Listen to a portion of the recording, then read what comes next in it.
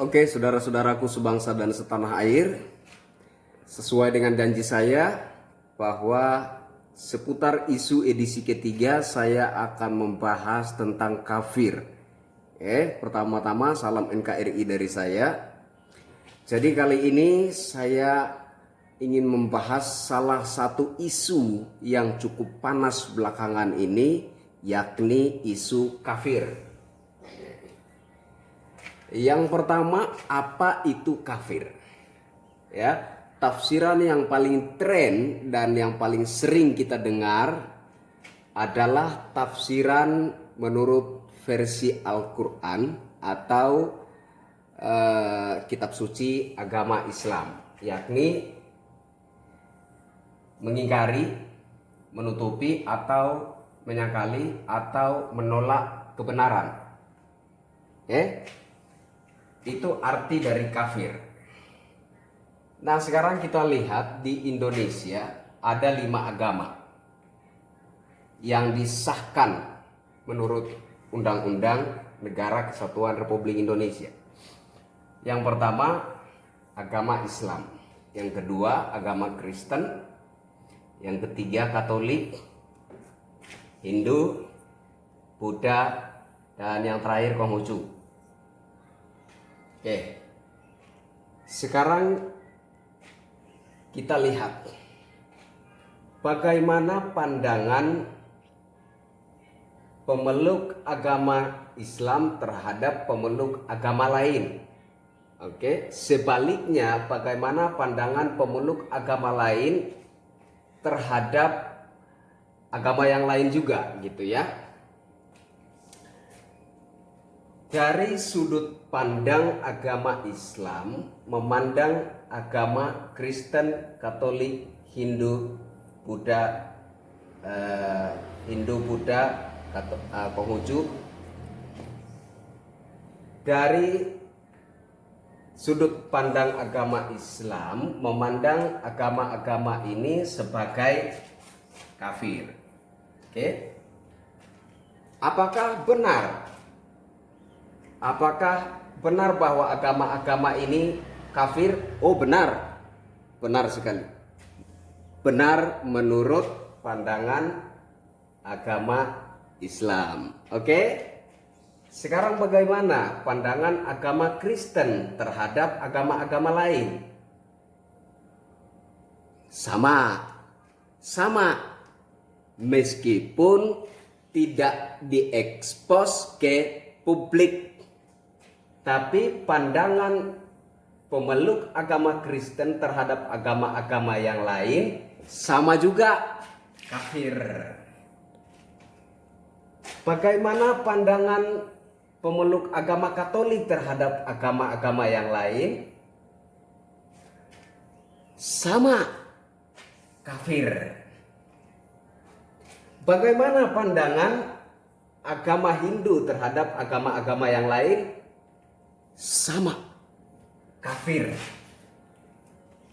Bagaimana pandangan agama Buddha dan Konghucu terhadap agama-agama yang lain? Ternyata sama juga, kafir. Meskipun tidak diekspos ke publik. Meskipun tidak secara vulgar diekspos ke publik, namun fakta, realita bahwa setiap agama memandang agama yang lain sebagai kafir. Sampai di sini jelas ya?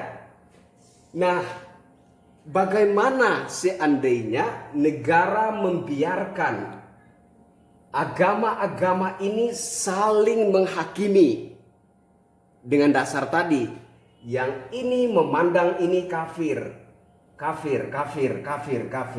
Yang ini memandang ini kafir. Yang ini memandang kafir. Bagaimana seandainya negara membiarkan keenam agama ini saling menuduh, saling menuding, dan saling menghakimi?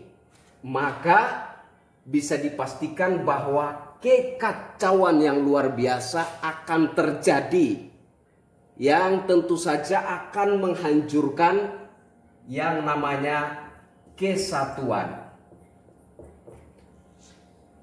Oke, itulah sebabnya mengapa oleh para leluhur bangsa kita dirumuskanlah satu jalan tengah yang diberi nama Pancasila.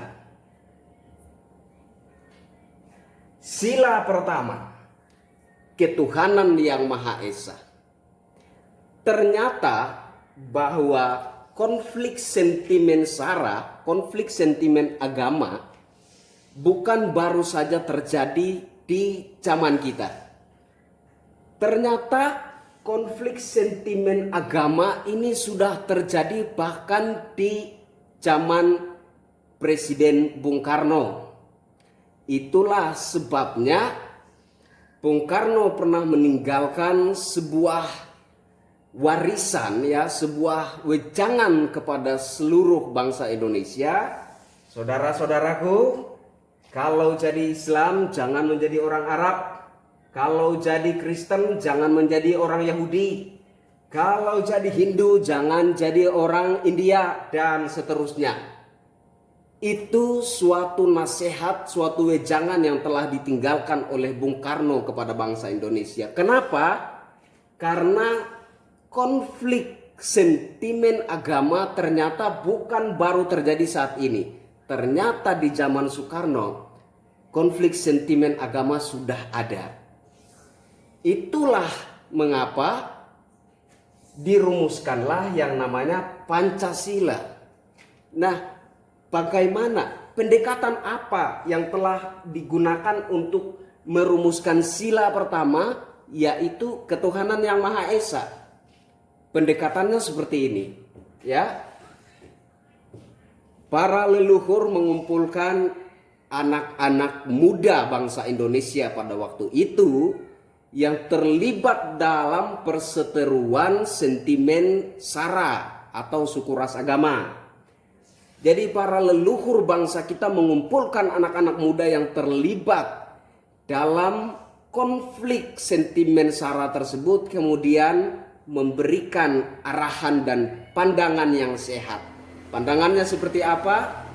Anak-anakku, meskipun suku, ras, agama kita berbeda-beda, namun sesungguhnya Tuhan hanyalah satu adanya. Dari situlah dirumuskanlah sila pertama Pancasila, yakni ketuhanan yang Maha Esa. Jadi sila pertama ketuhanan yang Maha Esa tidak diperuntukkan untuk membenarkan salah satu agama dari agama yang lain, melainkan sila pertama Pancasila diperuntukkan untuk mempersatukan agama-agama yang berbeda pandangan ini menjadi satu pandangan di dalam Negara Kesatuan Republik Indonesia. Di edisi berikutnya saya akan bahas tentang mayoritas dan minoritas. Sekian untuk kali ini tentang kafir. Salam NKRI. Jaga NKRI. Merdeka.